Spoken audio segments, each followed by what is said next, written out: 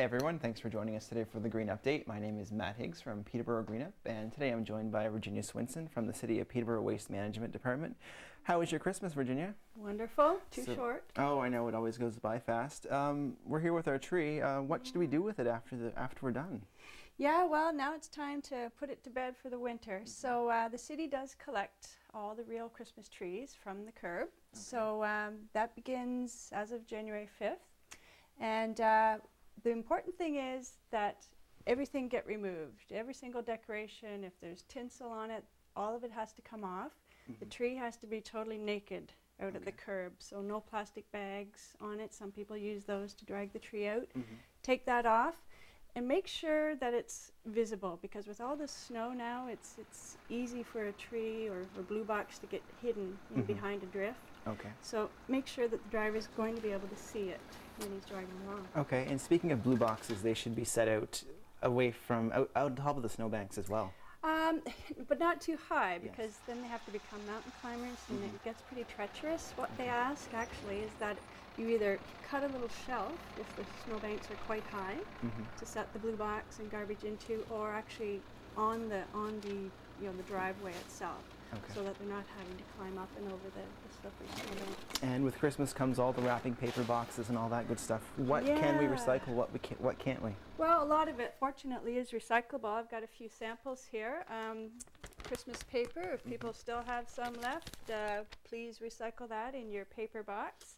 Also, Christmas cards, as long as they're just the normal type without the heavy plastic coating you see on some of them, they can go with paper. The gift bags, if they've been reused to the point that they're looking a little scruffy, they can get recycled as well. The inner tubes from all that wrapping paper, all of this would go into the paper box. People might have a lot of this bulky styrofoam from getting appliances, computers, whatnot. That is now a new recyclable item that householders can put right in their blue box. It would go with their containers, because we have the new two-stream system now. So the styrofoam would go in their container box. This isn't necessarily just a Christmas item, but just to remind people, the coffee cups, absolutely recyclable. Just take the lids off. They can go with paper because they are essentially a paper item. Okay, what can't we put in? Well, yeah, there are a few things that that shouldn't. So I brought a couple samples. You get a lot of the clementine oranges, and we do get calls about this. The wooden boxes, this cannot be recycled. Okay. That has to go in the garbage? Yeah. Okay. Yeah, unless you could reuse it. All the ribbons and bows, that's, of course you can reuse it. I always save mine, reuse them. But again, if they're past the point, then they need to just go into garbage. The little packing peanuts of styrofoam, we can't take those. They are also garbage or reuse. Okay. Well, thanks so much for joining us today. We should get back to our Christmas cleanup. I guess, yeah. All right. Thanks. And thank you for joining us, and we'll see you again next week. The Green Update is brought to you by the City of Peterborough, reminding you to separate your recycling into two streams: paper products and film plastics or containers. Hi everyone, thanks for joining us today for the Green Update. My name is Matt Higgs from Peterborough Greenup, and today I'm joined by Sue Sauvé from the City of Peterborough Transportation Department. And we're going to be talking a little bit about getting around this winter. Sue, what have you got here for us? Well, we've got some tips and tools for making winter a little easier. Whether you are mostly a car driver or not, you end up walking in the winter. And there are some brave souls who also do some cycling in winter. And I brought sort of a collection of tools here to just show some things that you can use that will make winter walking and cycling easier. Okay, what have we got? Okay, one of the first things is footwear. This is basically it's like a hiking boot, but it does have insulation in it for winter. I myself find a regular hiking boot works just great. In the winter, if you're walking, the distances seem a bit further because you're often plowing through a bit of snow, and I find a fairly lightweight boot quite good. Look for a sole that is a fairly soft rubber and deep tread. Now this one has on it on the bottom a yak track. Okay. And that's this elastic piece here with the metal in it. And that is terrific if there's been freezing rain and a lot of ice. There's nothing else that will give you the security. Maybe there is something else, but this is one thing that I've found that really works for that. Whether it's just getting across a big parking lot from your car or whether it's walking to the grocery store to pick up some milk. These yak tracks, if it's really icy, are terrific. Okay. And get a backpack here as well? Yeah, I've got a backpack here. You want to keep your hands free in the winter. It's always more comfortable to carry something on the weight of your back than in your hands. You have more power there. But in the winter, you want your hands to be free because if you are slipping and sliding, that's what you want to land on. You want to land on your hands. So keep them free in the winter. So they're available to help you out if you're slipping around. Also, winter is windy. When it's windy, it's cold. And so look for things that are waterproof, like these mitts have like a windproof lining on them. My coat is quite windproof. I have a hood. I can really protect myself from the winter winds. If it's minus 20 or below, I will also wear wind pants if I'm going for a walk of longer than 10 minutes. It makes it really comfortable. And comfort is key if we're going to be outside this winter. Yes.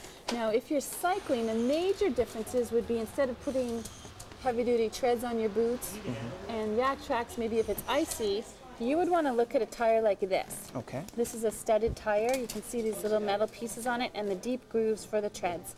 This rubber is softer than it would be for a regular summer tire. Will grip ice and snow better, and the studs, I highly recommend them if you're doing any cycling in the winter.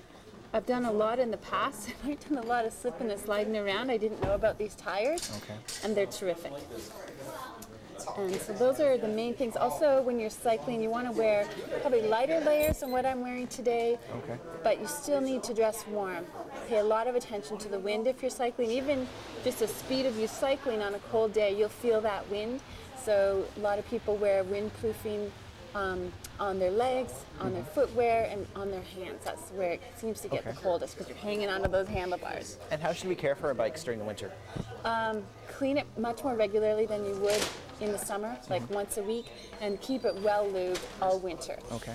Some people use an older bike that they don't care about as much for winter, but either way, to keep it working all winter, you have to keep care of it all winter long. All right. It was great talking today, Sue, and I hope to see you outside walking around. Will do. All right. Thank you for joining us today for the Green Update, and we'll see you again next week. The Green Update is brought to you by the City of Peterborough, reminding you to separate your recycling into two streams: paper products and film plastics or containers. If you have any questions about today's episode of the Green Update, call Peterborough Green Up at 745-3238. Hi everyone, thanks for joining us today for the Green Update. My name is Matt Higgs from Peterborough Green Up, and I think we have one of the coolest Green Updates so far. I'm at the Peterborough Regional Health Center, and I'm joined by Tony Angelino. And Tony, what have we got going on behind us here?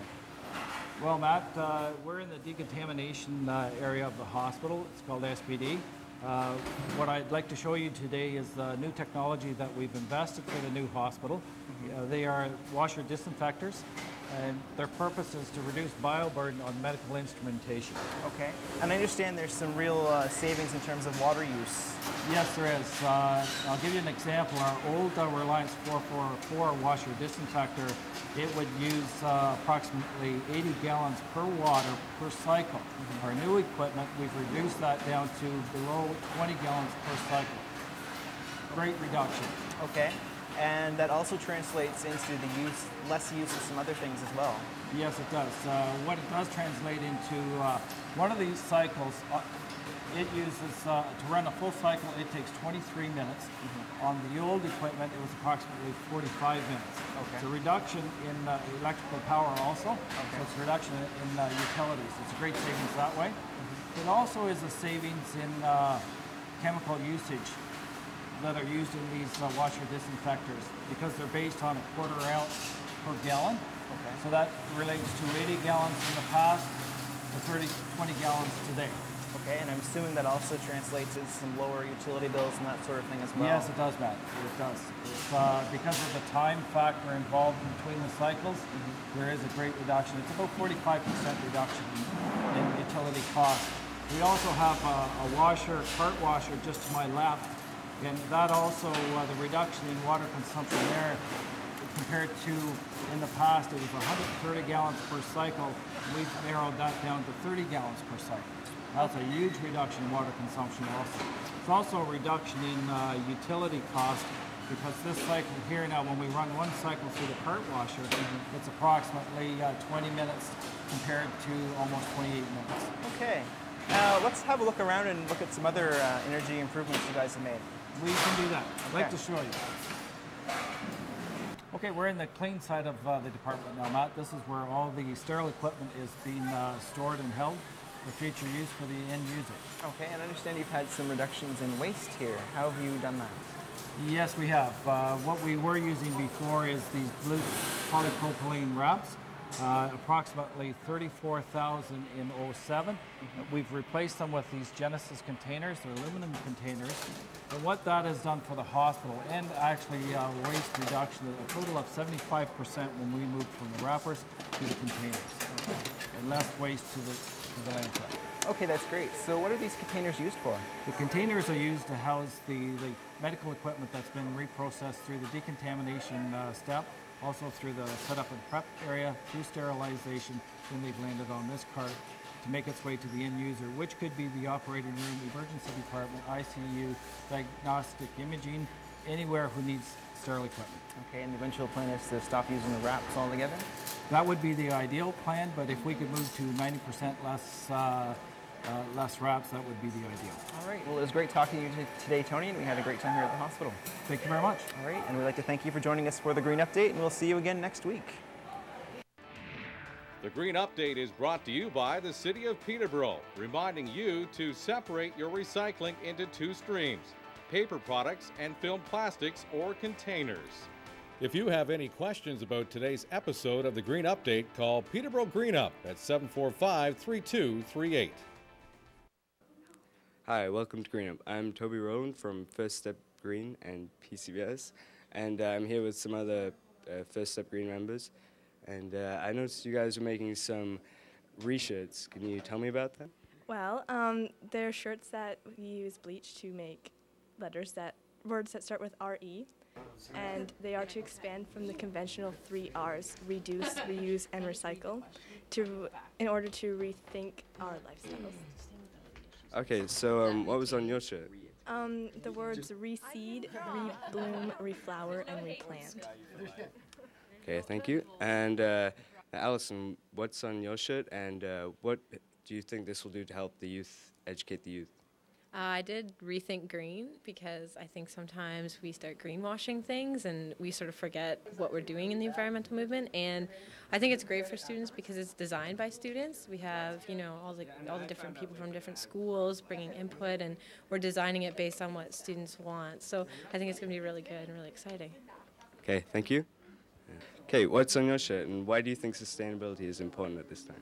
Well, on my shirt I have the words resist and revolt because I want to inspire people to get angry and make some change.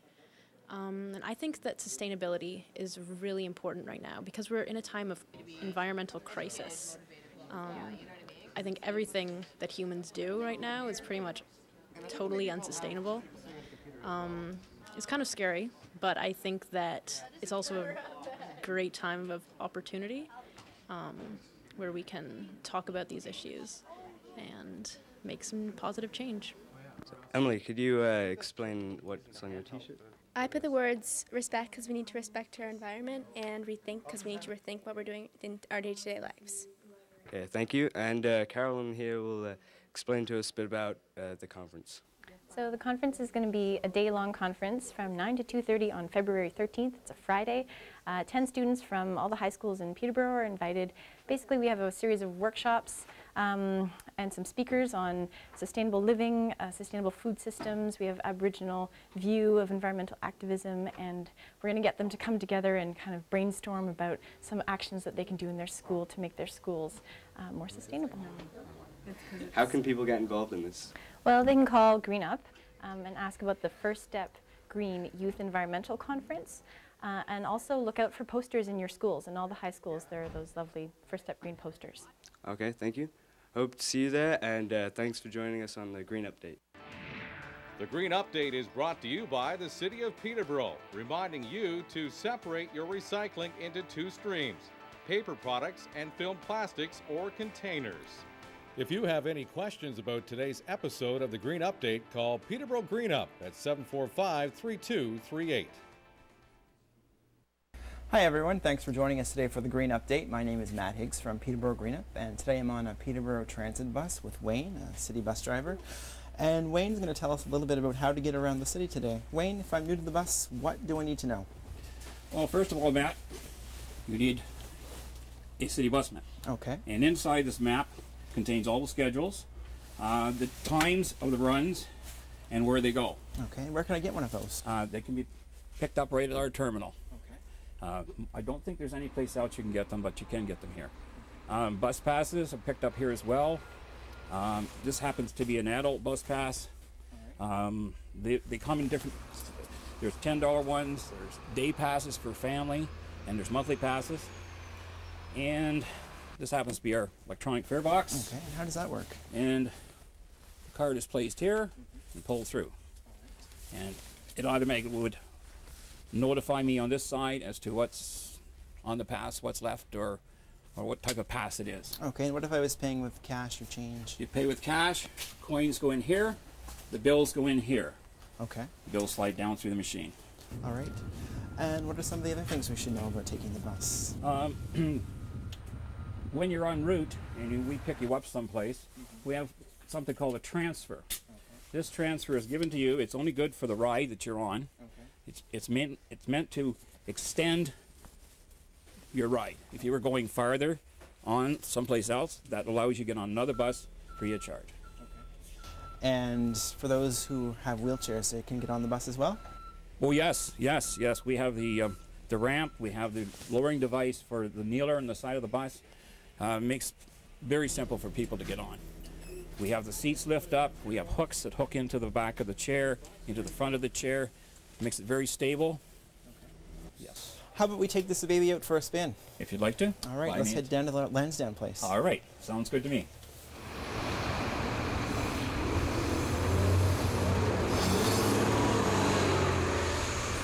So what routes did we take to get here? This is Monaghan Road route, Matt, and this is our last stop before we head back downtown. Okay. And we're here at the mall now. Where should people wait once they're here? This is the exact spot they're supposed to get. This is where we put the people on the bus. Okay. And they can wait inside where it's warm. Okay. And then we carry you back out onto Lansdowne Street and back down Monaghan Road. And that's the end of our route. Okay, and I understand this is one of the newer buses in the transit fleet? This is one of the newer buses. We purchased these in the fall. We got 15 new buses. Each run has been covered with a new bus, which is really nice. They're nice and warm. They're beautiful to drive. And we're proud of them. Okay. And anything else you'd like to cover today? I think we've just about covered everything. At this point in time, the only place you can buy your bus passes is at the terminal itself. There's some other areas, but they still haven't got that determined as of yet. So it'll be known in the next few weeks. It was great talking to you today, Wayne. Thanks for joining us. Well, thank you very much. All right. Enjoyed having you. Miss, thanks for joining us today for the Green Update, and we'll see you again next week. Let's get on the road, Wayne. All right.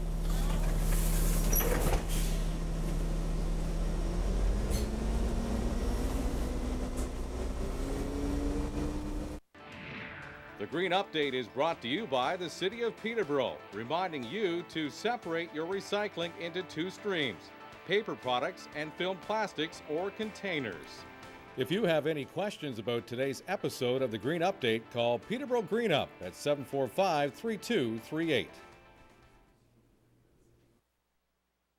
Hi everyone, thanks for joining us today for the Green Update. My name is Matt Higgs from Peterborough Green Up, and today I'm at the Peterborough Home Depot with Amy, and we're going to be talking a little bit about recycling. And Amy, I understand that there's been a new recycling program introduced in Ontario that takes paint back. Yes, we've just started it this January, and customers can bring in their old paint cans, whether it's latex or oil or their aerosol cans and that, and we take it back, and then another outside agency will pick it up, and so it makes it so that the customers it's more accessible. instead of going, to the hazardous waste area down in for the city. And plus, we're open a lot longer than the city's hours down there. Exactly, yes. Have you had a lot of success with the program so far? Oh, definitely. We've most days I'm emptying this at least once or twice a day now, since the awareness has started. Okay, and it's more than just paint, isn't it? What are some of the other items? Well, we also take back rechargeable batteries. We take back alkaline batteries, and we also take back the CFL bulbs. Okay. Okay. And I see there's a bag here. Are you supposed to do something special with that when you bring in your bulbs? Well, when you bring in the bulbs, this just especially if it's broken or even just for your own protection and that, just put the bulb in there, put it inside. You don't have to touch anything, and it's so it's safe for the customers. Okay. And as soon as they come in, they just put them right in these bins? Yes. Okay. Yes. And is there any other items you're taking other than batteries and paint and light bulbs? Well, just the rechargeable batteries. We also our plastic bags, all our plastic bags that are brought, people return merchandise, and the bags that they use, we don't throw those in the garbage. We actually give those back to Habitat. We have an affiliate with the Habitat store over on Erskine, and we recycle all our plastic bags. Okay. And is there any other places in town that people can take this stuff to? I believe there's other hardware stores in the area that will take their batteries back, or their paint back. Mm-hmm. All right. Well, it was great talking today, Mayor Amy, and we learned a lot, and I'd like to thank you for joining us. You're welcome. Right. And thank you for joining us today for the Green Update, and we'll see you again next week. The Green Update is brought to you by the City of Peterborough, reminding you to separate your recycling into two streams: paper products and film plastics or containers. If you have any questions about today's episode of the Green Update, call Peterborough Green Up at 745-3238.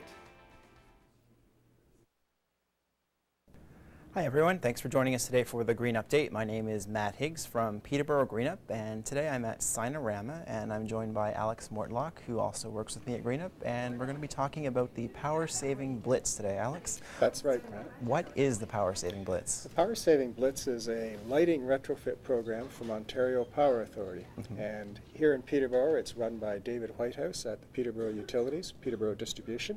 And they have contracted with Greenup to actually go out and do the evaluations and to schedule the contractors to come in and do the lighting retrofits in small business. Okay, and what areas does the Blitz cover? The Blitz covers any small business that is serviced by Peterborough Utilities. So that covers all of the city of Peterborough, all of the village of Norwood, and the village of Lakefield. Okay, and how many can you do? Well, we have completed over 160 businesses since we started the program last fall.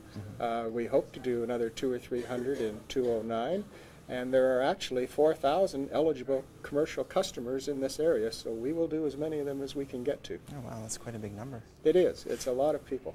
The gist of the program is that the small business owner will get $1,000 worth of free lighting upgrades, just like the lights you see behind us here today. And mainly what we're trying to do is to switch out the old T12 fluorescent fixtures, which are not efficient, and replace them with T8 energy efficient fixtures. And it's absolutely free, up to the limit of $1,000 per business. Okay.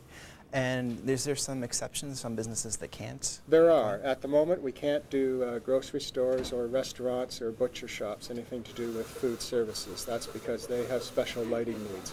However, we anticipate the program is going to be expanded to take in those customers in the spring of '09. Okay. So I hope by April we'll be able to get into the restaurant business. And how does someone go about signing up for this? It's really easy. All you have to do is contact Peterborough Greenup, myself in particular, or Chris Ferguson Martin, and we will send out Becky Crow, who is the advisor, and she will come to the business during business hours and do an evaluation with the owner. All right. Thanks, Alex. Thank you, Matt. the program only allows us to do 15-a-year lights right That's now, it, eh? but that's as much as we can do today. Is there any other grants that we could get? Now I'm joined by Morgan Smith, the owner of Signarama here in Peterborough, and Morgan just went through the whole Power Saving Blitz retrofit. Morgan, what did you have done? What we had done here was 15 of our fixtures in the ceiling, 4-lamp fixtures. Had them converted to electronic ballast with the new T8 lamps, and very happy with the results. We have more light as well. I didn't know it was going to make that much of a difference, but it has. Okay. Why did you decide to do it? We were looking for energy savings for sure. We have a lot of light due to the type of work that we do here, very detailed, and we know that we want good light, but I'd like to pay as little as possible for it as I can. Exactly. What was the process like for you? Pretty good. I called Peterborough Green Up. I found out that another business had this done and decided, well, sounds like a good deal to me, and I called. They sent out a representative. She did an assessment with me, went over what would be done, and a week and a half later we had a call from an electrical company. They came out, completed the work, and they were gone within several hours, and very easy process. All right, thanks for talking to us today. Oh, you're very welcome. All right, and thank you for joining us today for the Green Update, and we'll see you again next week. The Green Update is brought to you by the City of Peterborough, reminding you to separate your recycling into 2 streams: paper products and film plastics or containers. Hello, and thanks for joining us today for the Green Update. My name is Matt Higgs from Peterborough Green Up, and today we're out in the cold urban forest with Chris Goodrum of the Urban Forest Program at Peterborough Green Up. Chris, I'm curious, what exactly is the urban forest? The urban forest, in simplest terms, is the green infrastructure of a city. The trees, the leaves, the soil, and the living organisms. Versus the gray infrastructure would be our buildings, streets, utilities, and our houses. Okay. And of course the urban forest, the green infrastructure, provides us with many benefits. That's right. And I understand over the summer that you were involved in an inventory of the forest in Peterborough. That's right. Yeah. Last summer we inventoried 3 different neighborhoods, 3 different ages within the city, and approximately 100 homes in each neighborhood. And we wanted to measure trees on the street and in people's front yards, but we also wanted to get a snapshot of the backyards as well. So we went door to door and asked homeowners permission, and we had tremendous success and virtually measured every tree in each of those 3 neighborhoods. And now we have the results, and so we're interested in going to the next step. Okay, and what is the next step? Well, the next step would be the results. To take a look at them, in other words, sort of like, what is the urban forest, where is it, who owns it, and what shape is it in.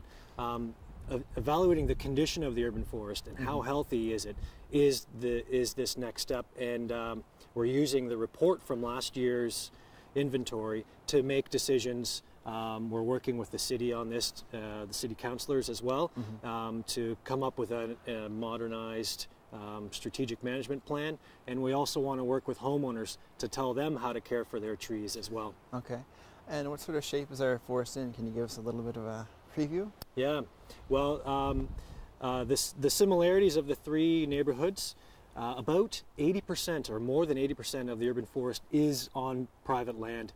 And when you look around Peterborough's slogan, "It's a natural," you think of trees being largely in public areas, private or park areas, but actually the majority of that forest is in people's backyards. So about 80% of it is right here on private land, so that makes us custodians of this great place, this great resource. Exactly. And the other thing is, that's kind of a good news story, but some of the bad news is the health isn't all that great, and we need to start looking towards enhancing the biodiversity of our urban forest as well. Right. And if people want to learn more, there's